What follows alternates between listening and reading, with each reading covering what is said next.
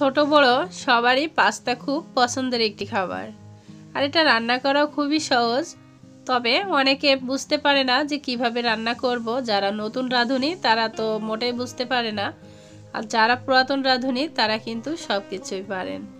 আজকের রান্নাটা থাকবে আমার নতুন রাঁধুনিদের জন্য এবং প্রবাসী ভাইয়াদের জন্য। খুবই মজার আর এই লোভনীয় রেসিপিটি দেখতে হলে দেখতে হবে ফুল ভিডিওটি, না টেনেই দেখতে থাকুন। আশা করব আপনাদের কাছে ভালো লাগবে এবং উপকারও আসবে। সাধারণ ঘরোয়া কিছু উপকরণ দিয়ে আমি পাস্তাটি রান্না করেছি, আর কিভাবে রান্না করেছি চলুন দেখে নিই। শুরুতেই একটা লাইক দিয়ে দেখা শুরু করবেন। এখানে আমি 300 গ্রামের মতো পাস্তা নিয়ে নিয়েছি, আর সবগুলো নিয়ে নিয়েছি 100 গ্রাম করে।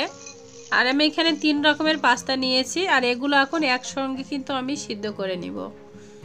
অনেকে মনে করেন যে এটা সিদ্ধ হবে ওটা হবে না, এটা তাড়াতাড়ি হয়ে যাবে, কিন্তু না, এটা কিন্তু একসাথে দিলেই খুব ভালোভাবে সিদ্ধ হয়ে যাবে। আমি এখন পাস্তাগুলো সিদ্ধ করার জন্য একটা হাঁড়িতে পানি দিয়ে দিয়েছি, আর পানির ভিতরে অলরেডি আমি পাস্তা দিয়ে দিয়েছি। আসলে ওই ভিডিওটা আমার স্কিপ হয়ে গিয়েছে যখন আমি পাস্তাগুলো পানিতে দিয়েছিলাম।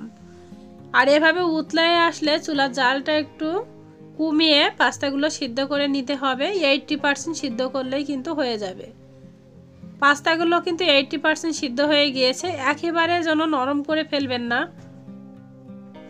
আর এখন আমি এগুলো নামিয়ে একটা ছাঁকনিতে ছেঁকে যখন তখন কিন্তু ঠান্ডা পানি দিয়ে এটা ধুয়ে নিব, তাহলে একটা পাস্তার সাথে আর একটা পাস্তা লেগে যাবে না। আর এগুলো ধুয়ে এক সাইডে রেখে দিলাম। এখন পাস্তাগুলো রান্না করার জন্য এখানে একটা ফ্রাই প্যান দিয়ে দিয়েছি, এর ভিতরে অল্প একটু সয়াবিন তেল দিয়ে দিলাম, তার ভিতরে কয়েকটা রসুন কুচি করে এভাবে দিয়ে রসুনগুলো একটু লাল লাল করে এরকমভাবে ভেজে নিয়েছি। এরপরে দিয়ে দিলাম 3টা পেঁয়াজ কুচি আর কিছু কাঁচামরিচ কুচি। পেঁয়াজটাও নেড়ে চেড়ে একটু ভেজে নিব। এটা একটু লালচে বরণ করে ভেজে নিতে হবে। হালকা লালচে বরণ হয়ে আসলে এর ভিতরে দিয়ে দিলাম স্বাদ মতো লবণ আর অল্প একটু হলুদ গুঁড়া। কালারের জন্য হলুদ দিয়েছি, কেউ চাইলে এটা স্কিপও করতে পারেন। একটু নাড়িয়ে নিলাম, তারপরে দিয়ে দিব সয়া সস দিয়ে দিলাম 3 টেবিল চামচ পরিমাণ, আর রান্নার সস দিয়ে দিলাম 3 টেবিল চামচ পরিমাণ। তবে আপনাদের কাছে রান্নার সস না থাকলে টমেটোর সসটাও কিন্তু দিতে পারেন। এখন অল্প একটু পানি দিয়ে মশলাটা সিদ্ধ করে নিতে হবে। অল্প একটু পানি দিয়ে দিলাম, আর এর ভিতরে দিয়ে দিব 1 টেবিল চামচ পরিমাণ চিনি, আর এখানে দিয়ে দিব টেস্টি সল্ট। আমি দিয়েছি আমার পরিমাণ মতো আর কি, আগে লবণ দিয়েছিলাম, এটা বুঝে শুনেই দিতে হবে, অল্প একটু দিয়েছি। তবে এটা না দিলেও কোনো সমস্যা নাই, যাদের আছে তাদের তো দিতে কোনো সমস্যা নেই। আমি খুব ভালোভাবে কিন্তু মশলাটা কষিয়ে নিয়েছি। এখন এর ভিতরে পাস্তাগুলো দিয়ে দিলাম।